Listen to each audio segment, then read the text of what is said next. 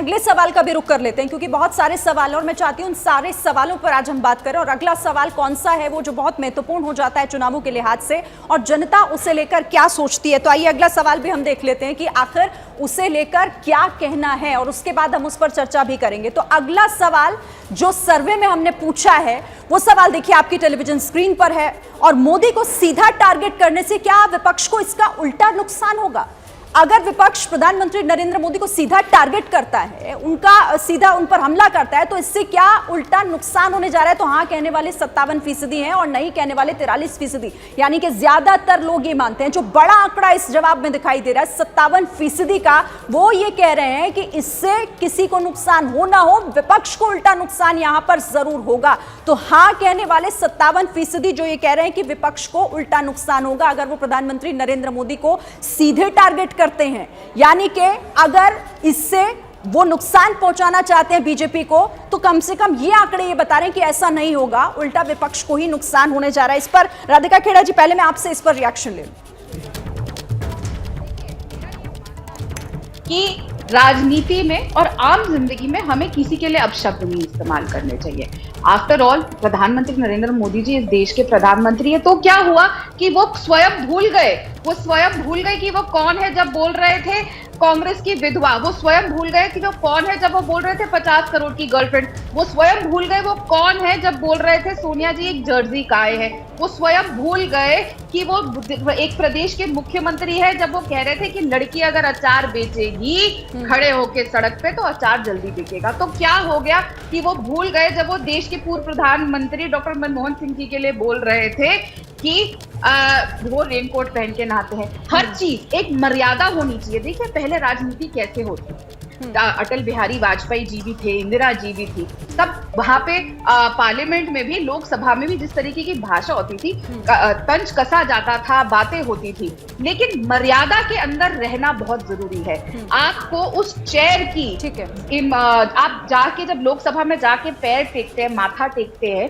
तो आप अपने ही पद की गरिमा भूल जाते हैं। अगर आप एक्सपेक्ट करते हैं कि और मैं मानती हूँ कोई भी हो, मेरे नरेंद्र मोदी जी से वैचारिक मतभेद हो सकते हैं, लेकिन मैं नहीं मानती कि किसी भी प्रधानमंत्री के लिए किसी के लिए भी ऐसे अपशब्द इस्तेमाल करने चाहिए। और ये बात प्रधानमंत्री जी को स्वयं ध्यान रखनी चाहिए, क्योंकि पूरा देश उनको देख रहा है। दोबारा जिस तरीके की उनको पावर वापस मिली है, जिस तरीके की सत्ता उनको मिली है, यही तो है ना, जनता भी जानती है कि पद और उसकी गरिमा का ख्याल रखना भूल जाती हैं पार्टियां, और इसीलिए अपशब्दों का इस्तेमाल करती हैं। और ये आंकड़े वही बता रहे हैं कि उससे उल्टा नुकसान विपक्ष को ही होता है। अभय दुबे जी, आपका इस पर टेक। देखिए, जहाँ तक आपस राजनीतिक बहस मुबाहिसे में शिष्टता का सवाल है, वो तो कायम रखनी ही चाहिए। आज मैं एक क्लिप देख रहा था, एक क्लिप में एक दूसरे चैनल के ऊपर कांग्रेस और भाजपा के प्रवक्ता के बीच में एक लड़ाई हो गई और आपस में अपशब्दों का आदान प्रदान भी हुआ, जो कि कहीं से भी उचित नहीं है। तो जहाँ तक ये है कि नरेंद्र मोदी का विरोध करने वालों को नुकसान होगा, मैं ही कहता हूँ कि खासतौर से गुजरात में जो गैर भाजपा मतदाताओं का जो गैर भाजपा हिस्सा है, वो हिस्सा किस तरफ जाएगा, इसकी गुजरात में एक कड़ी प्रतियोगिता चल रही है। तो उसमें जो लोग नरेंद्र मोदी की कड़ी से कड़ी आलोचना करेंगे, मैं अपशब्दों की बात नहीं कर रहा हूँ, राजनीतिक आलोचना कड़ी से कड़ी हो सकती है बिना अपशब्दों का इस्तेमाल किए हुए। जो नरेंद्र मोदी की कड़ी से कड़ी आलोचना करेंगे, तो जो गुजरात का गैर भाजपा हिस्सा है राजनीति का, और वो उसकी तरफ झुकेगा। तो इस प्रतियोगिता की ये प्रतियोगिता है जिसकी वजह से ये सब हो रहा है वहाँ। हर्षवर्धन त्रिपाठी जी भी हमारे साथ हैं। हर्षवर्धन जी, यानी कि अगर आप अपशब्दों का इस्तेमाल करके ज्यादा से ज्यादा लोगों को अपनी बातों की तरफ आकर्षित करना चाहते हैं और दूसरी तरफ से घुमाना चाहते हैं, तो ये होने नहीं वाला, ये जनता भी समझ रही है, ये यही कह रहा है। देखिए, मुझे लगता है कि ये कोई बहुत बड़ा रहस्य नहीं है कि गुजरात के लोग नरेंद्र मोदी को एक ऐसे व्यक्ति के तौर पर देखते हैं जिसने गुजरात का सम्मान कई गुना बढ़ाया। गुजरात और गुजराती कारोबार, वहाँ का एक मॉडल, वो कोई नई बात नहीं है, वो कोई भारतीय जनता पार्टी और नरेंद्र मोदी की देन नहीं है, लेकिन उसको नई ऊंचाई तक वो लेकर गए।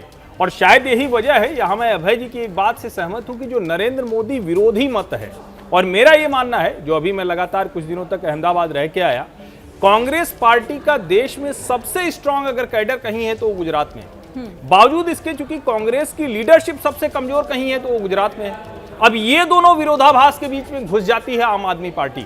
और आम आदमी पार्टी वहां पर जाकर ये कोशिश कर रही है दिखाने की कि देखिए भले ही आप इतने दिनों से कांग्रेस के साथ थे, लेकिन वो नरेंद्र मोदी की शख्सियत, भारतीय जनता पार्टी के कैडर और इस पूरे, जिसको हिंदुत्व की प्रयोगशाला कह लीजिए, गुजरात मॉडल कह लीजिए, जो भी आप जिस नाम से भी पुकारें, उसमें कहीं बन नहीं पाती कि वो आगे बढ़ पाए, सरकार की तरफ आ पाए।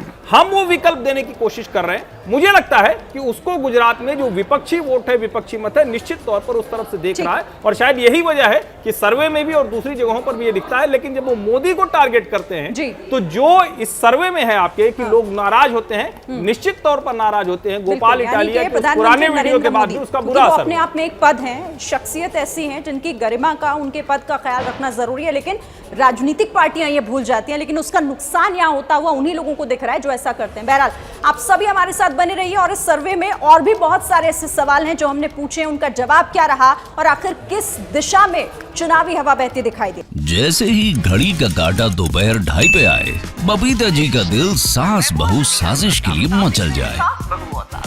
और ये है इनकी बहू, पूरे दिन ऑफिस की टेंशन हो जाए गॉन जब ये करें अपना फेवरेट शो फ्री टाइम पे ऑन। इनकी तरह आप भी देखिए अपना फेवरेट शो अपने टाइम पर और डाउनलोड कीजिए एबीपी लाइव ऐप अपने स्मार्ट टीवी पर।